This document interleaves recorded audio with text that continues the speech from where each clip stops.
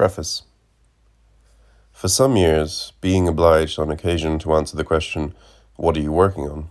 I was embarrassed to have to say, "A book of political economy." Coming from me, this venture was disconcerting, at least to those who did not know me well. The interest that is usually conferred on my books is of a literary sort, and this was doubtless to be expected. One cannot, as a matter of fact, class them in a predefined genre. I am still annoyed when I recall the superficial astonishment that greeted my reply. I had to explain myself, and what I was able to say in a few words was neither precise nor intelligible. Indeed, I had to add that the book I was writing, which I am now publishing, did not consider the facts the way qualified economists do, that I had a point of view from which a human sacrifice, the construction of a church, or the gift of a jewel were no less interesting than the sale of wheat. In short, I had to try in vain to make clear the notion of a general economy, in which the expenditure, the consumption of wealth, rather than production, was the primary object. My difficulty increased if I was asked the book's title, The Accursed Share. It might be intriguing, but it wasn't informative. Yes, I should have gone further, then, and affirmed the desire to lift the curse that this title calls into question. Clearly my project was too vast, and the announcement of a vast project is always its betrayal. Now one can say, without being comical, that he is getting ready to overturn things. He must overturn, and that is all. Today the book is there, but a book is nothing if it is not situated, if criticism has not determined the place that belongs to it in the common movement of ideas. Again, I find myself faced with the same difficulty. The book is there, but at the moment of writing its preface, I cannot even ask that it be given the attention of specialists in a science. The first essay addresses, from outside, the separate disciplines, a problem that still has not been framed as it should be, one that may hold the key to all the problems posed by every discipline concerned with the movement of energy on the earth, from geophysics to political economy, by way of sociology, history, and biology. Moreover, neither psychology nor in general philosophy can be considered free of this primary question of economy. Even what may be said of art, of literature, of poetry, has an essential connection with the movement I study, that of excess energy, translated into the effervescence of life. The result is that such a book, being of interest to everyone, could well be of interest to no one.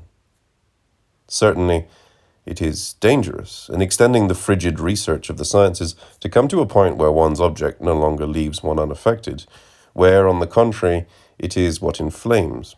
Indeed, the ebullition I consider, which animates the globe, is also my ebullition. Thus, the object of my research cannot be distinguished from the subject at its boiling point. In this way, even before finding a difficulty in receiving its place in the common movement of ideas, my enterprise came up against the most personal obstacle, which moreover gives the book its fundamental meaning.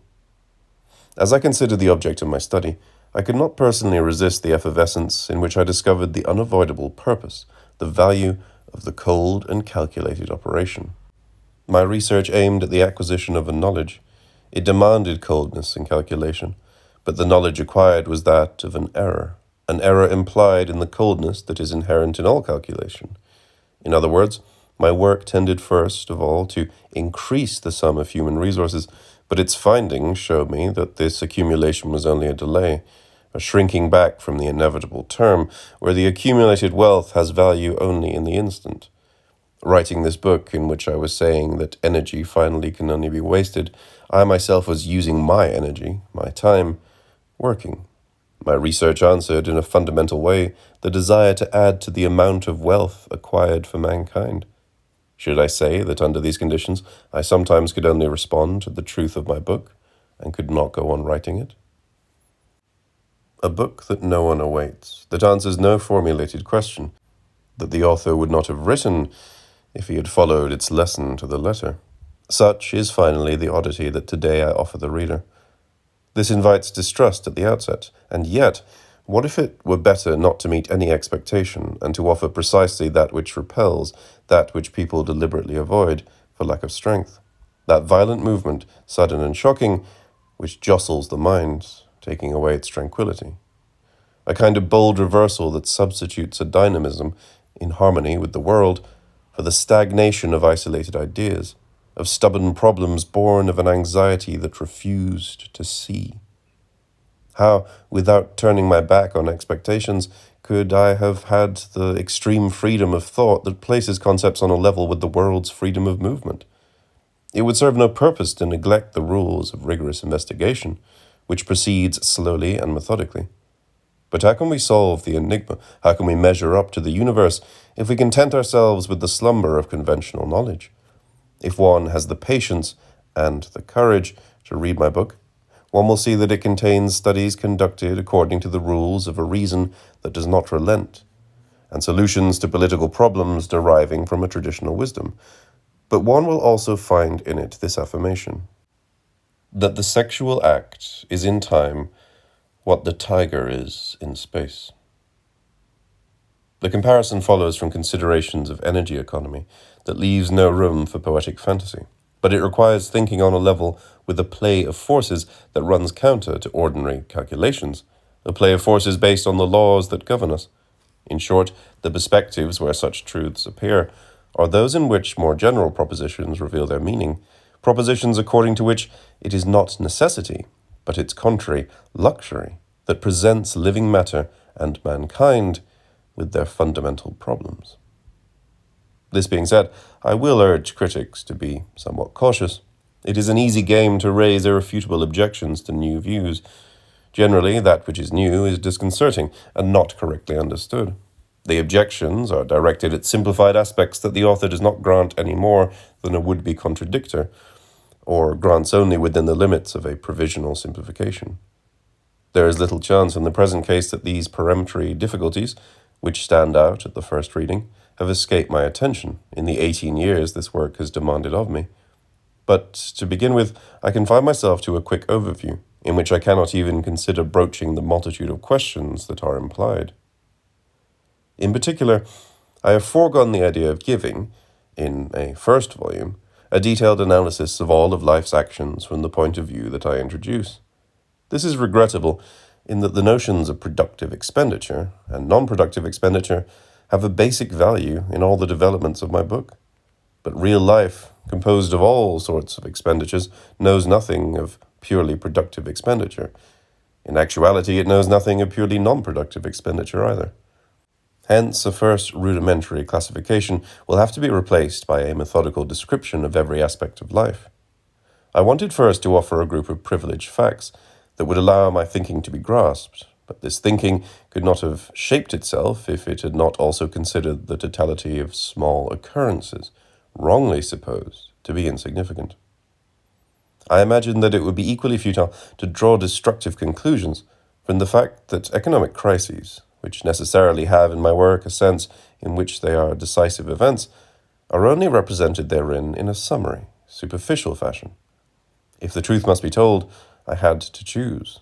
I could not at the same time give my thinking a general outline and lose myself in a maze of interferences, where the trees constantly prevent one from seeing the forest. I wanted to avoid redoing the work of the economists, and I confine myself to relating the problem that is posed in economic crises to the general problem of nature. I wanted to cast a new light on it. But to start with, I decided against analyzing the complexities of a crisis of overproduction, just as I deferred calculating in detail the share of growth and the share of waste entering into the manufacture of a hat or a chair. I preferred to give, in general, the reasons that account for the mystery of Keynes's bottles, tracing the exhausting detours of exuberance through eating, death, and sexual reproduction. I confine myself at present to this summary view. This does not mean that I am leaving it at that. I am only postponing more extensive work until later. I am also postponing, for a short time, the exposition of my analysis of anxiety. And yet that is the crucial analysis that alone can adequately circumscribe the opposition of two political methods, that of fear and the anxious search for a solution, combining the pursuit of freedom with the imperatives that are the most opposed to freedom, and that of freedom of mind, which issues from the global resources of life, a freedom for which instantly everything is resolved, everything is rich. In other words, everything that is commensurate with the universe. I insist on the fact that, to freedom of mind, the search for a solution is an exuberance, a superfluity. This gives it an incomparable force. To solve political problems becomes difficult for those who allow anxiety alone to pose them. It is necessary for anxiety to pose them, but their solution demands at a certain point the removal of this anxiety. The meaning of the political proposals to which this book leads, and that I formulate at the end of the volume, is linked to this lucid attitude.